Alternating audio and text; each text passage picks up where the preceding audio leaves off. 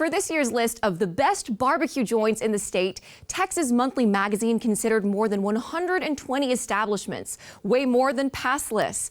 The editors asked the question, is there such a thing as too much good barbecue? Well, we'll get insight on the answer to that question from the barbecue editor at Texas Monthly, Daniel Vaughn, who joins us now from Dallas. Daniel, thanks so much for joining us. Yeah, it's great to be with you. And talk about what a great dream job. And I mean, of course, the answer to that earlier question is no. There is no such thing as too much barbecue, right? Yeah, that's right. It is a great job. I get to travel all over the state, eating the best barbecue in the state and telling stories about the people that do it. And these are iconic Texas stories, too, at each joint, I'm sure you're finding. And so what qualities do you look for when you're investigating the best barbecue in Texas, and how does a restaurant qualify? Yeah, we're looking for the top 50 barbecue joints. Really what we're looking for is great barbecue up and down the board. And that means not just great brisket, but, how are you doing with pork ribs and sausage or pork steaks, turkey, chicken, all those smoked meats.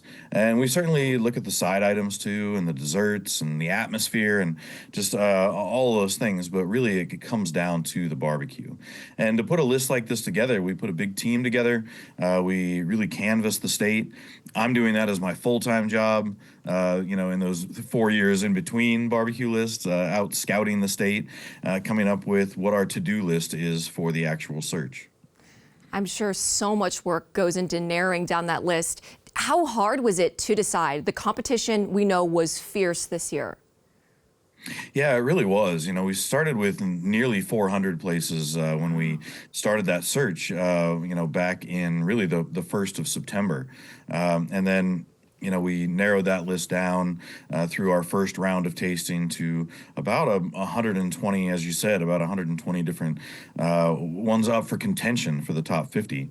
And then I visited as many of those as I could in the next 2 months. So from January 1st till I think March 2nd was my last day of tasting. I think I went to 109 barbecue joints myself in that time period. So it really is about the barbecue that they put in front of us.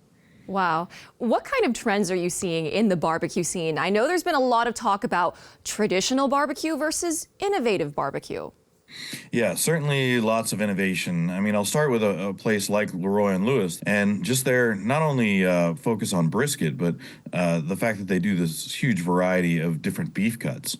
And, in Texas, we are the beef barbecue state. That's really one of the things that sets us apart from other barbecue styles that usually are a lot more pork heavy or even like lamb heavy up in Kentucky. But at places like Leroy and Lewis that are looking at different beef cuts, like a beef cheek or, sirloins or flanks, and mixing in all those different cuts along with the brisket, I think is part of the future of Texas barbecue, especially if you want to be cooking with local beef. I think one of the other trends that we've seen is just a lot of different cuisines, a lot of different immigrant cuisines coming into Texas and really using barbecue as the backbone to really show off and highlight the flavors of cuisines from around the world. And so we have, on this list alone, we've got, Egyptian barbecue, we've got, Ethiopian barbecue, Vietnamese. I mean, it really runs the gamut. It is really fascinating to see people both taking those amazing, iconic Texas traditions we love and also putting their own spin on it. Like you said, Leroy and Lewis, and we have a story on them coming up next in the show. And from this year's list, Central Texas seems to be holding on to its reputation as the best in the state. Why did this region stand out, and what regional trends are you noticing? Well, Central Texas has long been really the heart of Texas barbecue, especially if you go back to the Texas Monthly barbecue list going back to 1997, those places in Lockhart and Luling, up in Taylor at Louis Miller Barbecue. So these places have been really the sort of heart and soul of Texas barbecue for a long, long time. It's more recent that we've seen Austin really get into the conversation with the best barbecue, and Austin come into its own as a barbecue city and a barbecue destination. I think when I started working on this list back in 2013 was the first one I was involved with. It was a lot harder to find really great barbecue all over the state, really. And nowadays, finding really incredible spots in every corner of Texas.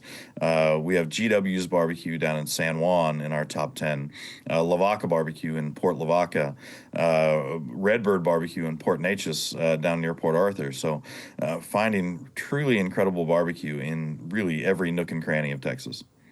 Man, and I'm sure even more are going to start popping up, and the competition is probably going to get even fiercer next time. I know you got your work cut out for you, but fun work at that. Well, Daniel, no one knows more about the business of barbecue in Texas. Thank you so much for sharing your insight. Thanks for having me on.